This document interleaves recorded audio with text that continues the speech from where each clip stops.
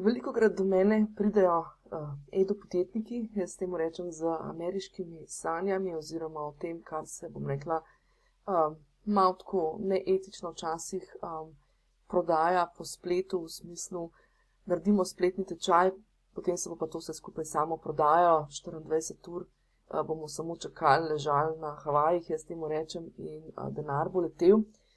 Zdaj, v praksi je pa ta zadeva potem marsikomu prinese razočaranje. Tako da jaz bi rada se v tem e-predavanju dotaknila predvsem tega, da pokažem realno stanje, kaj pravzaprav pomeni avtomatizacija v spletnih tečajih, oziroma ne samo v spletnih tečajih, ker konec koncev, ko spletne tečaje tudi prodajamo, pa marketiramo, torej tržimo, se gremo pravzaprav online edu biznis oziroma online biznis.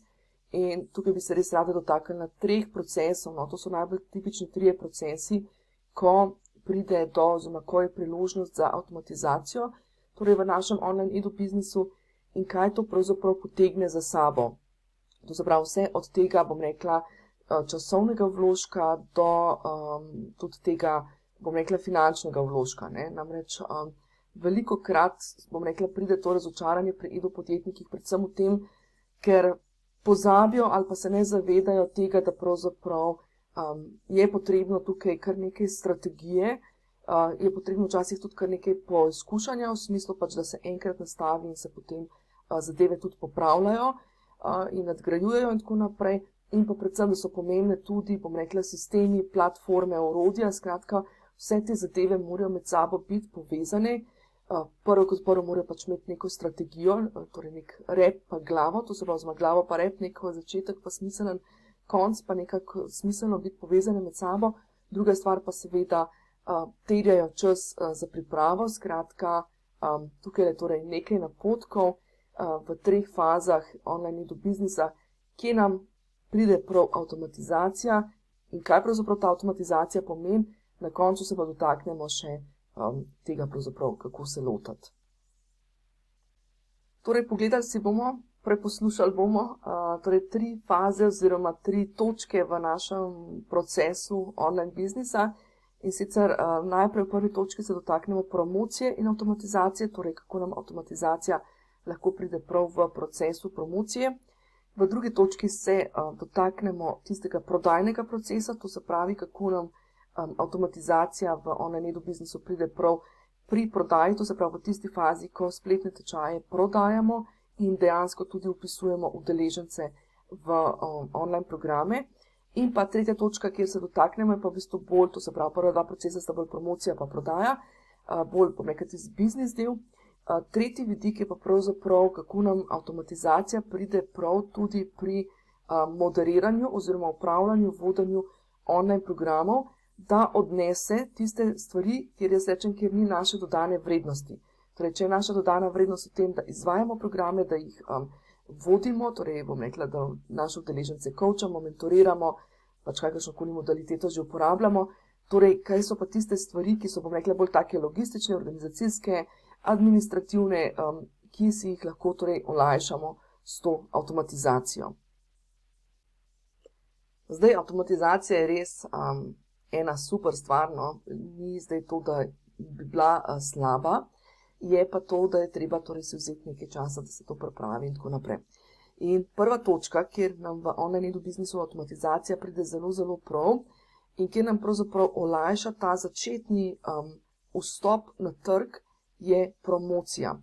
Namreč promocijo se da pravzaprav v celoti v recimo 99% pravzaprav avtomatizirati, kar pomeni, mi posnamemo recimo neke določene vsebine, ki bi jih sicer mogoče recimo promovirali v neki klasični obliki, ne. Recimo še pred leti, ali pa recimo pred dobrimi 5 leti, naprimer, je bil klasičen edu biznis promoviral na tak način, ne, da smo pač šli recimo izvajati delavnice po terenu, ne, pa smo šli na to lokacijo, pa na ono lokacijo, pa smo v bistvu izvedli neke krajše promocijske dogodke ali pa kakšna predavanja pa tako naprej. Skratka, tukaj nam pravzaprav lahko zelo veliko olajša ta avtomatizacija v smislu, da posnamemo neke vsebine. Zdaj, tukaj bom res poudarila, te vsebine morajo biti strateško zastavljene. Torej, to ne gre samo zato, da rečemo, zdaj se bomo pa mi malo usedli za računalnik, ali pa tamle pred eno kamero, pa nekaj povedali, pa se posneli, pa je to, ne. Skratka, promocija pravzaprav pomeni, da imamo mi zelo strateško zastavljeno, kaj bomo povedali, na kakšen način bomo povedali in kako bomo to tudi potem dostavili in kako bomo potem to tudi preko spleta zapakirali, da zagotovimo tudi že v tej promocijski fazi, ki je pravzaprav neke vrste izobraževalna faza, ne, konec koncev, ko mi promoviramo naše programe, mi ne promoviramo, bom rekla, direktno, rečemo, tole pa moj, ne vem, spletni hub za e-podjetnike, moj članski program. Jaz pravzaprav promoviram na tak način, da promoviram rešitev, ne, vedno promoviramo, torej na nek način že izobražujemo naše potencialne stranke o naši rešitvi in torej v bistvu promoviramo, ko govorimo o tej promociji, to se pravi, pravzaprav mi izobražujemo naše stranke o tem, kako jim pravzaprav lahko pomagamo pri uresničevanju neke njihove vizije, torej kako jih lahko pri tem podpremo, oziroma kako jih lahko podpremo pri reševanju nekega njihovega problema, izziva, kakorkoli že temu rečemo, ne. Skratka, tukaj, kar lahko naredimo, torej je, da posnamemo vsebine, strateško jih zapakiramo seveda, torej moramo točno vedeti, kaj v take vsebine dati in česa tudi ne dati in koliko dati in tako naprej. In jih potem pravzaprav s pomočjo email marketing sistema ali kakšnih drugih platform, kot so recimo webinar platforme. O webinar platformah mislim na platforme, ki avtomatsko dostavijo webinarje, torej ne Zoom recimo, kjer se v bistvu mi usedemo, pa moramo iti v živo, ampak imam tukaj pri webinar platformah predvsem v mislih platforme, ki omogočajo avtomatizirane oziroma on-demand na zahtevo e-predavanja oziroma webinarje. Skratka, tukaj nam torej pride že prav torej ta avtomatizacija, je pa seveda potrebno to narediti strateško. To se pravi, da cel sistem stoji in pa seveda, da je strateško tudi v kontekstu našega online edu-biznisa. To se pravi, da ta vsebina tudi potem pelje nekam naprej oziroma da je to pravzaprav osnova za prodajo naših online programov. S tem so torej naše promocijske vsebine pravzaprav našim udeležencem oziroma našim potencialnim strankam dostopne 24 ur na dan, kar pomeni, oni ne rabijo nikamor hoditi, dostopno jim je lahko tudi sredi noči konec koncev, dostopno je tudi recimo, če so naše stranke na nekem mednarodnem okolju, to se pravi, da so nekje drugje distancirane, lahko pač se udeležujejo takih zadev, pogledajo kadarkoli in pa tudi za nas to pomeni konec koncev, da nam nikamor ni treba iti in da pravzaprav v tem času lahko delamo druge stvari. Kar pomeni, to je res, bom rekla, ena super priložnost in dejansko v bistvu en tak del online edu-biznisa, ki na nek tak varen način zagotovi tudi naš vstop na trg, ker lahko v bistvu tudi ljudje, ki so recimo, bom rekla, zaposleni ali pa imajo neke druge biznise, pa tole delajo v bistvu pa pač nek online edukacijski, torej ta edukacijski biznis dodajo kot nek dodatek, lahko to pravzaprav pripravljajo, torej neovirano, skratka ni normalno lahko upravljaš, bom rekla, neke druge zadeve, nek drug biznis ali pa celo redno zaposlitev ali pa karkoli in na tak način v bistvu pridobivaš stranke na en dost eleganten način. Zdaj seveda, jaz dostikrat to poudarjam, ne, pač želim biti vedno realna in etična v smislu, da, oziroma transparentna v smislu pač, da tudi brezplačni programi, samo to, da jih naredimo, ne pomeni, da se bojo sami od sebe, bom rekla, da bojo ljudje kar sami od sebe hodili noter, ne, tudi tukaj jih moramo pomagati, da odkrijemo, ampak spet tukaj pa govorimo potem, bom rekla, tudi o kakšnem oglaševanju in takih zadevah, ki jih prav tako lahko, bom rekla, avtomatiziramo, skratka, tudi tukaj lahko veliko stvari, bom rekla, tukaj mogoče ne govorimo toliko o avtomatizaciji, kot bolj o tem, torej zame avtomatizacija pomeni, da nekaj naredimo in potem samo od sebe teče, ne. Ko pa govorimo o promociji, pa seveda pač neke vsebine moramo pripraviti vnaprej, torej to, ko govorimo o fazi, ko promoviramo mogoče neke ali naše promocijske programe ali pa naše plačljive programe, skratka, tudi tam se da pravzaprav marsikaj poavtomatizirati v smislu, da se naredi vsebino vnaprej in v bistvu ta vsebina potem, bom rekla, se prikaže ob določenem času na določenem socialnem omrežju oziroma na tistem digitalnem kanalu, ki ga izberemo. Naš drugi proces, kjer v našem online edu biznisu pride prav avtomatizacija, je pa prodaja. To se pravi, enkrat, ko smo, bom rekla, speljali naše udeležence, peljali skozi, bom rekla, tisti promocijski proces. Zdaj na tej točki bom samo to dodala, jaz ločim dva promocijska procesa, to se pravi, en proces je, kjer se programi odvijajo, bom rekla, 24 ur, tako bom rekla, neodvisno od nas. Določeni promocijski procesi pa zahtevajo torej, da smo tudi mi nekako vsaj deloma časovno ali celo časovno predvsem prisotni v določenem času. Skratka, ko torej ta promocijski proces zaključimo in peljemo udeležence, torej naše potencialne udeležence zdaj v prodajni proces, pomeni pa to pravzaprav, da jih peljemo od točke, ko so nas spoznali pri tej promociji, jih peljemo do naših programov. In to v bistvu, ta prva stvar, ki jo tukaj naredimo, pa v tej prodajni fazi so recimo tako imenovane landing oziroma pristajalne strani, oziroma slišali boste tudi izraz sales pages, to se pravi prodajne strani, kakorkoli že temu rečemo, to so čisto po domače rečeno. Če bi to zdaj zapakirali enih 10-15 let nazaj, bi to rekli, da smo tukaj naredili en letak ali pa eno brošuro o naših programih. In zdaj namesto za ta letak pa to brošuro delimo tamle mogoče na nekih dogodkih, da si lahko ljudje preberejo več o tem dogodku oziroma več o našem programu. Tukaj vse skupaj zapakiramo na spletno stran. Skratka, naredimo tako imenovano neko predstavitveno spletno stran. Spet seveda mora imeti neke svoje zakonitosti, kaj je tisto, kar je smiselno dati na take prodajne strani, pa tudi tisto, kaj ni smiselno, pa koliko je smiselno, pa katere stvari so tiste, ki so specifične predvsem za online programe in tako naprej.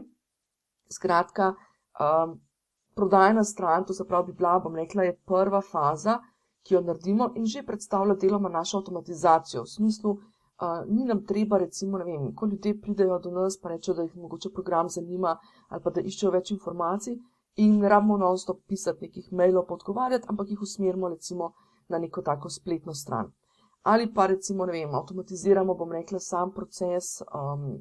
sam proces obveščanja o novih programih, ne, to se pravi, da udeleženci dobijo preko maila neka obvestila, skratka spet grejo in si preberejo. Jaz temu rečem, da v bistvu taka naša prodajna stran je naš prodajalec, ki 24 ur dela za nas. Ne? Skratka, lahko kadarkoli si pogledajo.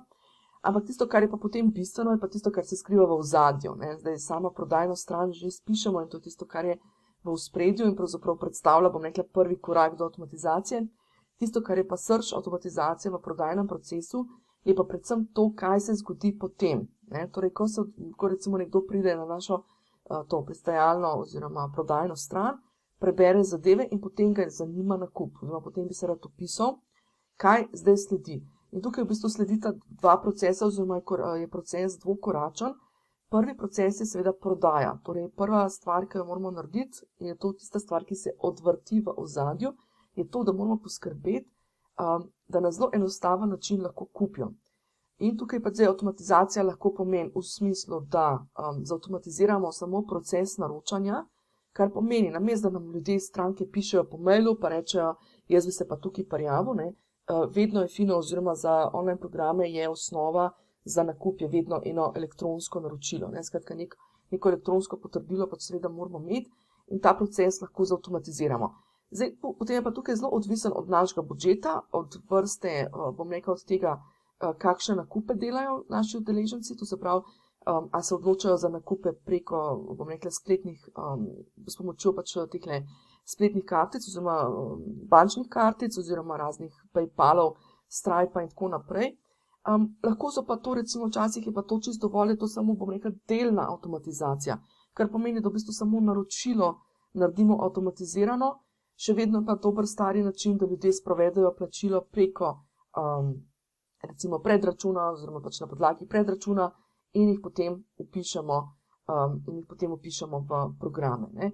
Zdaj, prava avtomatizacija oziroma tisto, k čemu mi res težimo v online edu biznisu in tisto, kjer pravzaprav rečejo, da v bistvu, če imaš ves ta proces narejen, ti pa res nič ni treba delati, je pa tista popolna avtomatizacija, kjer v bistvu oseba s klikom na gumb kupi, je usmerjena, to se pravi, v eno platformo za plačila, bodi si je to platforma, ne vem, recimo, da je to na PayPal, na Stripe ali pač kakršenkoli drug plačilni sistem. recimo tukaj pravzaprav pridejo upoštevati, torej tukaj v tem procesu pa res potem rabimo spletne učilnice oziroma spletne platforme, ki hkrati s tem, ko človek plača, istočasno, takoj po plačilu, ker to se seveda plačilo zgodi takoj po tem plačilu vpiše osebo v spletno učilnico, torej v dotični spletni tečaj. In to je tisto pravzaprav, kar je, kako ne rečem, višek avtomatizacije, se je pa treba v prodajnem procesu, ne? Ker v bistvu nam je naredil in prodajo, to se pravi in ta nakupni proces in proces vpisa je naredil naenkrat. Torej, to je v bistvu tista popolna avtomatizacija pri prodaji spletnih tečajev. Je pa treba se tukaj zavedati, da mi rabimo platforme in pa računovodske sisteme, ki to ustrezno podprejo. Ne? Večina ljudi je tukaj razočarana, ko jim pač povem, da te zadeve terjajo ustrezne, kako ne rečem, da nam preveč zakomplicirala.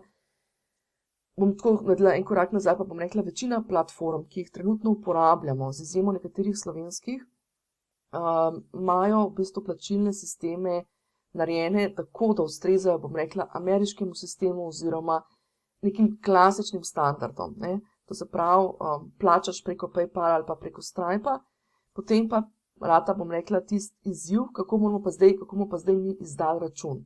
Ne? In tukaj se potem ponavadi zakomplicirajo te zadeve v tem procesu, namreč dostikrat te platforme ne podpirajo oziroma niso usklajene z slovenskimi računovodskimi standardi. Ne? Skratka, že račun, ki ga izdajo, mogoče ni čisto ustrezen, tako kot bi bilo recimo potrebno za slovenske zadeve. Ne? Ali pa, ne vem, izdajo račun, pa ga mi ne moramo dobiti, ga stranka dobi, mi ga pa ne moramo vam potegniti. Ali pa recimo, ko gre za plačila preko Stripa, je potrebno davčno potrjevanje. Tega pač klasične platforme, torej te spletne učilnice, tudi če so še tako trupar super, ne podpirajo, ker je to stvar, ki je pač nekaj, kar je značilno recimo v našem okolju. Skratka, tukaj se potem, bom rekla, tisto mečkam zakomplicira, kjer je treba dodati v bistvu neke dodatne, kako ne rečem, dodatne platforme, dodatne storitve in povezati torej naše spletne učilnice s temi platformami, zato da v bistvu pride do tega procesa, da ko kupec kupi, da tudi, bom rekla, na drugi strani, torej na eni strani udeleženca tega kupca vpiše v program in na drugi strani nam kot prodajalcu pošlje v sistem, bom rekla, da se skreirajo računi, da se računi davčno potrdijo, da se računi pošljejo avtomatsko strankam in tako naprej.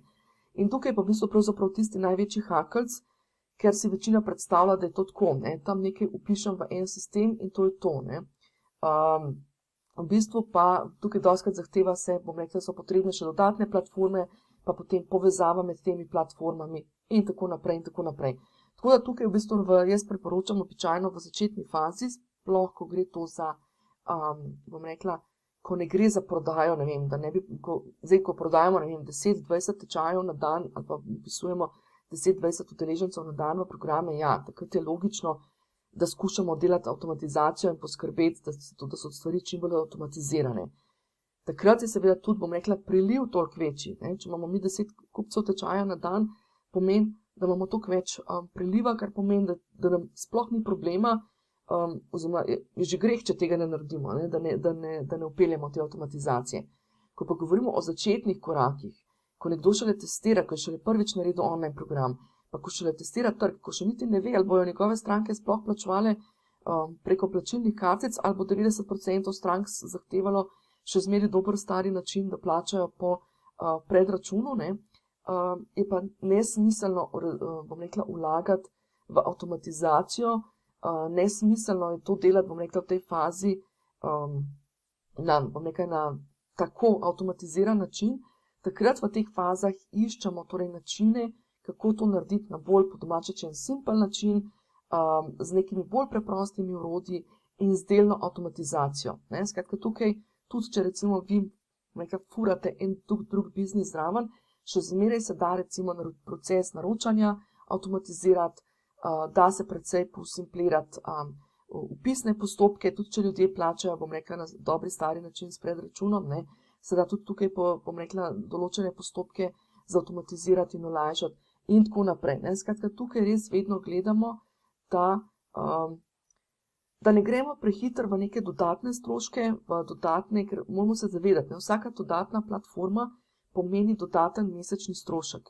Skratka, ko mi rečemo, zdaj bomo pa za račune, za izdajanje računov, pa davčno potrjevanje uporabljali, ne vem, še ta tretja platforma, ta druga platforma poleg spletnih učilnic, moramo vedeti, da je to še dodaten mesečni strošek, ki se obračunava, potem ne glede na to, ali imamo prodaje ali jih nimamo. Ne.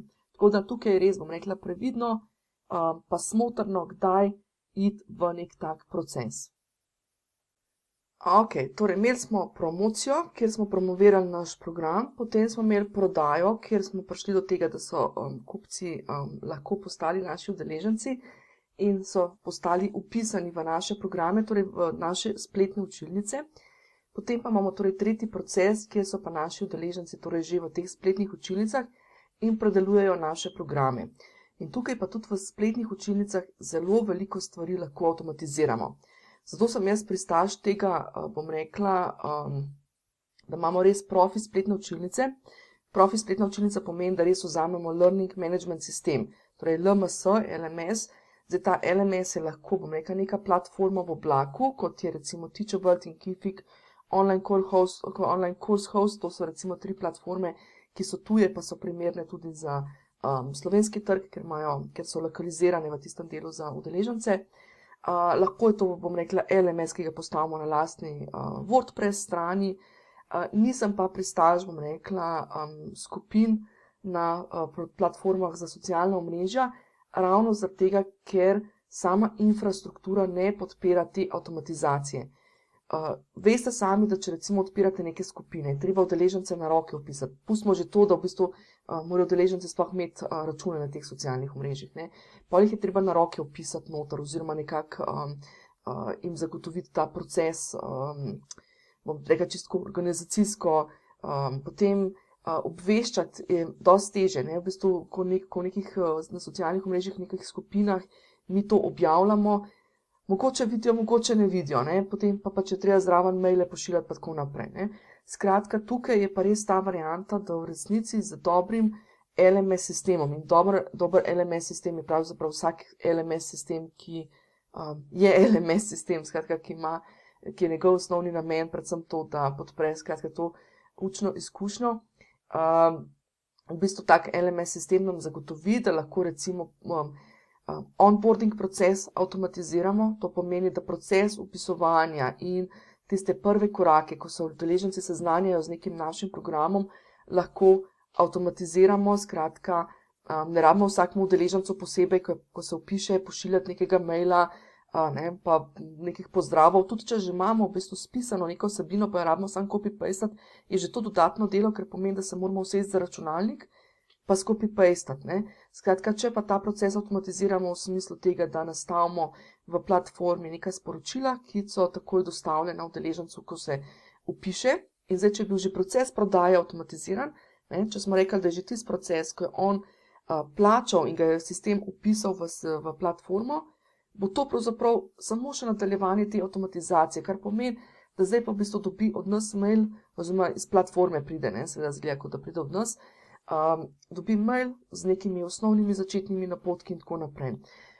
Zautomatiziramo torej v tem procesu lahko vsa obvestila v smislu obveščanja, vse lahko nastavimo naprej. Recimo, da imamo nek program, ki ga izvajamo večkrat letno, ali pa v katerega se udeleženci, mogoče nek članski program, v katerega se udeleženci konstantno na novo vpisujemo, mi nastavimo enkrat, to se pravi prvič, ko gremo skozi ta proces z neko skupino udeležencev, nastavimo te maile in potem z vsako kopijo ali pa z vsako izvedbo tega programa novi udeleženci dobivajo že ta sporočila avtomatizirano. Skratka, tukaj se prihrani ogromno časa, ker ne rabimo, bom rekla, 5 ali pa 10 ali pa 50 udeležencev vsakmu na roke nekaj pošiljati, ampak že v bistvu avtomatsko dobi noter. Avtomatizirajo se potem lahko tudi razni procesi, bom rekla, obveščanja, procesi feedbacka. Vemo, da en od ključnih faktorjev v online programih je tudi to, bom rekla, tisti aspekt, da mi dajemo tudi feedback. Zdaj pač v programih za samostojno učenje, ki niso podprti z nekim dodatnim suportom, je ta feedback verjetno lahko toliko bolj avtomatiziran. Medtem ko smo recimo v programih, v nekih vodenih programih, kaj takega, smo seveda mi prisotni, marsikaj pa lahko tudi tukaj s primernimi e-gradivi, tukaj moramo pa govoriti pravzaprav o e-gradivih, pa o sistemih za recimo preverjanje znanja. Zdaj tukaj ne gre čisto za preverjanje znanja, ampak gre predvsem za neke take kvize, teste, varianta, kjer seveda pač spet moramo znati te kvize in teste primerno zastaviti, ampak bistveno pa je to, da v bistvu lahko določene vrste feedbacka oziroma določene vsebine lahko sistem sam da neke povratne informacije.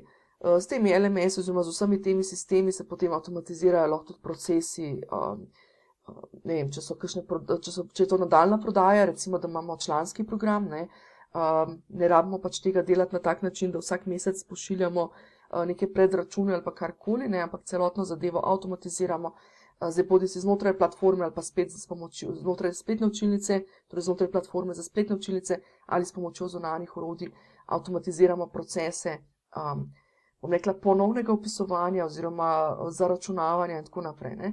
Skratka, tukaj pa recimo, bom rekla, odtehta zelo veliko, bom rekla, predvsem na tej fazi, da odnese administrativno-organizacijske procese. Tako da tukaj ne zanemariti, da dobra LMS platforma in dobro zastavljen program nam olajša, bom rekla, ta proces, da nam ni treba biti, bom rekla, tajnica, ampak smo v bistvu res lahko, bom rekla, coachi, mentori, edukatorji, skratka smo bolj v tisti vlogi te administrativne procese, pa ne rabimo imeti, ne vem, virtualnega asistenta, ampak rabimo imeti dobro in ustrezno platformo.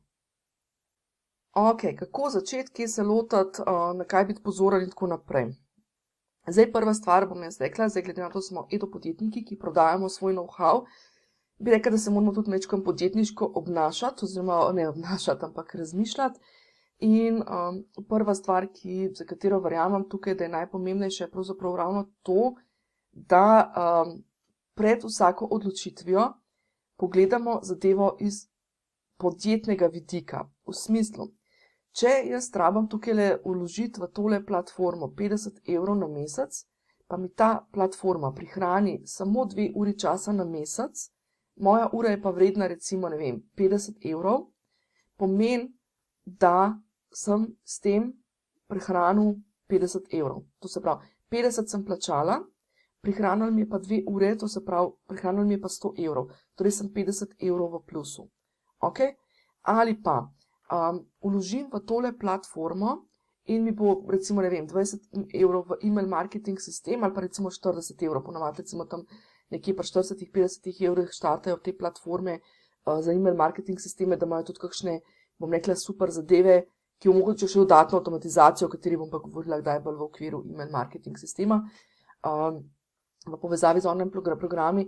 Skratka, si rečem, ok, če jaz vložim v tole 40 evrov na mesec, pa zaradi tega dobim samo eno stranko več na mesec v program, ki stane recimo 200 evrov na mesec, 200 evrov, pomeni, da sem zaslužila, koliko sem rekla, da je bila platforma 50, prišla je pa zaradi tega ena stranka več, ki je prinesla 200, torej sem zaslužila 150 evrov. Ok? Treba se zavedati, da vse, kolikor že vzamemo, da so te platforme strošek, so hkrati te platforme ob primerno zastavljenem načinu tudi generator ali novih strank, ali pa generator, bi se rekel, našega časa. To se pravi, nam prihranijo čas ali pa nam povečajo zaslužek, oziroma pač omogočijo, da se nam poveča zaslužek. Skratka, prva stvar, treba, ko pristopimo k tej zadevi, je treba imeti, bom rekel, ta podjetniški pristop, hkrati pa je treba biti realen, ali to v tistem momentu res potrebujem. Dostikrat se pravim, pridejo do mene ljudje pa rečejo, bom zdaj naredil avtomatizacijo, potem pa se zgodi lahko scenarij, to se pravi, da mi vse to pripravimo, vložijo se velika sredstva v to, da to pač mi naredimo, pa da se te platforme plačajo pa tako naprej, potem pa prodaja ne steče, potem pa recimo ni prodaje. Zdaj vemo, da prodaja ni vedno odvisna samo od avtomatizacije, pa od dobrega programa, prodaja je dostikrat odvisna tudi od tega, ali se človek sploh s prodajo ukvarja ali ne, in potem recimo nima časa se, 2-3 mesece s prodajo ukvarjati, ali pa nima časa karkoli drugega početi, pa zadeve tam stojijo. Skratka, smo vložili ful ne vem koliko denarja, Vpisali smo po tem času enega udeleženca, ki bi bilo čisto vse, če bomo račun dali napisan na roke, ne pa pač prek sistemov in tako naprej. Skratka, treba je biti torej realen, v kateri fazi biznisa smo. Ko smo seveda v fazi biznisa, da optimiziramo zadeve, takrat avtomatizacija absolutno pride v poštev, je smiselna in takrat je seveda podjetniško razmišljanje na mestu v smislu, kaj bom prehranil, kaj bom s tem pridobil. Na začetku pa predvsem je treba biti strateški, oziroma v vsakem primeru je pa treba začeti strateško. Ne moramo se usesti, ne. Velikokrat vidim to situacijo, da ljudje pridejo pa rečejo, zdaj bom pa ne vem, tlele email marketing sistem, bom nekaj s tem naredil, nekaj bi tukaj rad naredil, ne. Ja, okej, ampak kaj bo do tam vodilo, ne. Skratka, mi moramo narediti celoten, jaz temu rečem, proces od promocije do prodaje, ki ima rep in glavo. In tukaj jaz temu rečem, da če se še nisi pogledal oziroma poslušal, na YouTubeu, pa mislim, da tudi na Spotifyju imam izobraževalni lijak. Jaz temu rečem izobraževalni lijak, ki nekako, bom rekla, ponazori proces marketinško-prodajnega lijaka.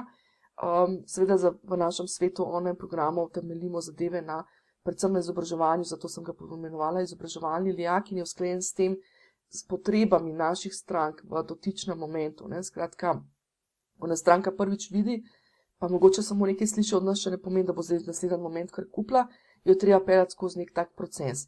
In ta proces mora biti zastavljen strateško. Mi moramo vedeti, kaj želimo narediti, od promocije, kako bomo stranko peljali, od promocije do prodaje in potem šele iščemo procese, orodja, ki nas pri tem podprejo. Predvsem je pa treba iti korak za korakom in pa v enem, bom rekla, smiselnem, pravilnem, optimalnem vrstnem redu. Zdaj tukaj vas jaz res podprem, tudi v spletnem hubu za e-podjetnike gremo mi res korak za korakom, točno vam v vsakem koraku, vsak mesec pokažem, kaj je zdaj na vrsti. Torej, kaj je prva stvar, ki jo je smiselno narediti. Ni smiselno iti najprej razviti celoten program, pa se pol ukvarjati s prodajo, ali pa razvijati program, pa pozabiti na promocijo, ne. Skratka, tukaj vas peljem čez ta proces korak za korakom in v vsakem koraku potem naredimo strateško, kaj bomo vsebinsko zapakirali v tisto zadevo, zdaj ali je to promocija, ali je to, ne vem, prodajni proces, ali je to že vodenje, izvajanje, moderiranje programa, pogledamo, kako se tega strateško lotimo, potem pa pogledamo, katero orodje nas pri tem lahko najboljše podpre. Pogledamo lahko, vedno je več različnih orodij, ki so v večjih različnih cenovnih rangih in takrat potem seveda vzamemo nekaj, kar je v skladu z našimi poslovnimi potrebami, v skladu z našim programom, našo vsebino, ne, skratka, tudi tukaj platforme, sploh ko govorimo o teh platformah za spletne učilnice, ni vsaka učilnica optimalna za vsakega, ne. Dostikrat slišim, ko reče, le on je pa izbral tamle Thinkific ali pa Kajabi, pa mu ful dobro deluje. Ja, zato ker so njegovi programi taki, da mu ful dobro deluje, ali pa ker je njegov budžet tak, da mu to ful dobro deluje, ne. Skratka, vedno potem iščemo naslednjo tehnično rešitev, iščemo torej v skladu z našimi potrebami in v skladu z našim budžetom, kar je seveda tudi dobra novica, da marsikaj se v marsikateri fazi da narediti, ne da bi rabili tako investirati neke, bom rekla, strašne zneske, štartamo dostikrat, jaz zato pravim, da je pač online e-biznis eden najvarnejših biznisov, ker pravzaprav ne rabimo, ne vem, postavljati skladišča, proizvodnje, delati zaloge, platforme, vse te zadeve, ki jih rabimo, to se pravi sistemi, ki jih pa rabimo, so pa dostikrat štartajo pri par 10 evrih na mesec in so lahko začetni stroški oziroma začetni te vložki mesečni recimo tam pod 100 evrov, lahko celo pod 50 evrov, pa počasi rastemo naprej. Tako da, v tej fazi torej podprem te lahko torej v spletnem hubu za e-podjetnike, kjer gremo step by step, drugače pa v bistvu tudi recimo v individualnem mentorstvu, kjer pa res delamo lahko ena na ena, se še bolj, bom rekla, konkretno podprem in na ta način v bistvu ne samo kreiramo online programe, ampak kreiramo cel proces od kreiranja do promoviranja, prodaje, moderiranja vsega, kar rabimo. Skratka, kreiramo in ustvarjamo torej online edu biznis.